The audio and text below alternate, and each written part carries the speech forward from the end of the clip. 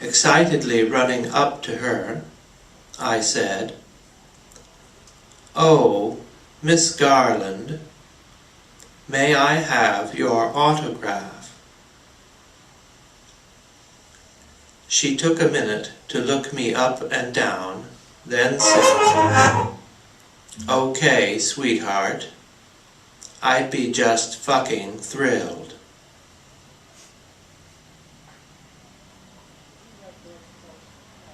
Martin Feldman and I took a cross-country trip by car. When we reached the border of Texas, he said, "Drive all the way through without stopping. I can't stand these goddamn hayseeds." After what seemed an eternity of fence posts and scrub, I was famished. I pulled over at a roadhouse to see if there was a decent bite to eat. Inside were 3 scruffy-looking cowboys at the end of a bar. We sat down at the other end. The man behind the counter said, "What'll it be?" Martin Feldman ordered a whiskey sour and I asked for a glass of milk. One of the cowboys started laughing in a deprecatory manner and came clanking over, all spurs and 6 guns. Standing uncomfortably close, he said, "I think you'd look even cuter if you were wearing this," and he poured the cold milk all over my head.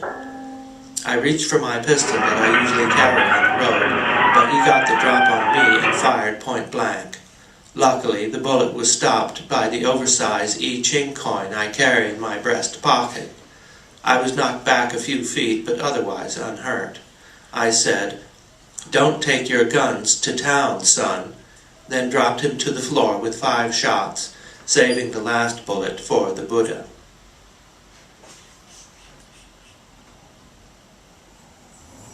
When I lived in Hollywood, I took some percussion lessons from the great Djll.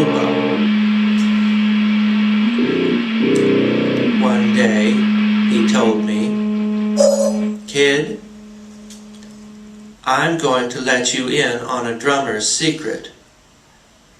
You never go on stage without your chewing gum. Otherwise, your kisser is liable to make all sorts of screwy faces, and the chicks will take you for some kind of fruitcake." I thanked him for the advice, whereupon he said, "Now let's you and me lay down a solid boogie beat."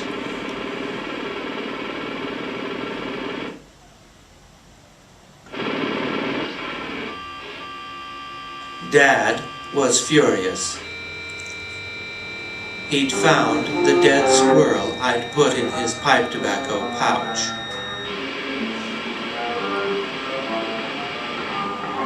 "John," he said, "I've had it up to here with you and your tricks.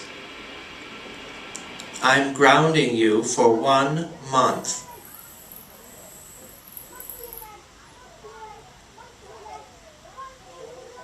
But what about my lecture series on Eric Satie at Black Mountain College?" I asked.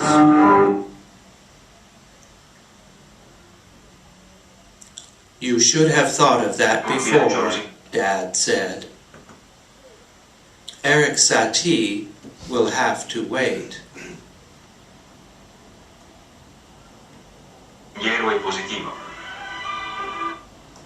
Henry Cowell once asked me to teach his class in world music. I said, "I don't know anything about world music, except that it's a bunch of New Age crap." "Don't worry," said Cowell.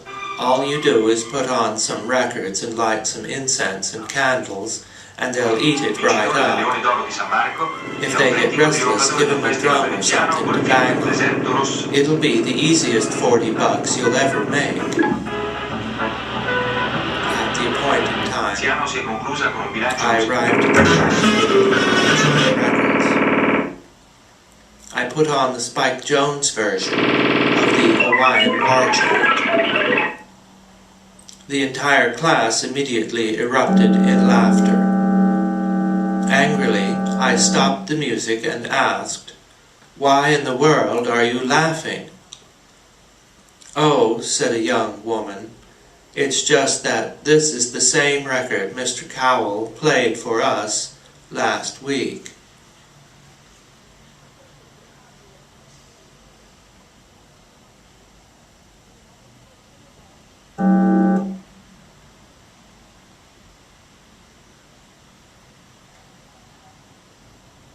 One morning, the telephone rang. It was the New York Times. The voice at the other end of the line asked if they were speaking to Perkis Hoover. I decided to go along with the joke and said I'd be delighted to speak with them. They asked me, "What do you think about President Eisenhower's plans for dealing with the Chinese threat?" I said, "What is needed is more electric vacuum cleaners." Patsy Davenport threw a party and said that I would be there. I was. Isamu Noguchi was there. Jasper Johns was there. Senni was there. Buckminster Fuller phoned to say his Dymaxion car had broken down, but that he'd still try to make it before the guacamole ran out. Mrs. Kumar and Swami laughed at something Merce Cunningham said about my trousers. Robert Raukenberg had stripped to the waist and was roller skating around the piano, clutching a live chicken. Martin Feldman, who was asleep on the couch, woke up suddenly and shouted, "Hooray for vaudeville!" Sonia Sekula was across the hall whipping up another batch of her devastating martinis. Karl-Heinz Stockhausen kept tapping the radiator pipes with a swizzle stick and droning, "Ooh." Marshall McLuhan was there, watching the television. Sri Ramakrishna was there. David Tudor was not there. The telephone rang. Dr. Suzuki picked it up. It was the downstairs neighbors complaining of the noise. Dr. Suzuki said, "Why don't you stop whining and come up and join us?" and hung up. The party continued. After about an hour, there was a knock on the door. It was the police. Walking straight up to me, they asked, "Are you John Cage, the percussion composer?" I said I was. They said, "You have the right to remain silent."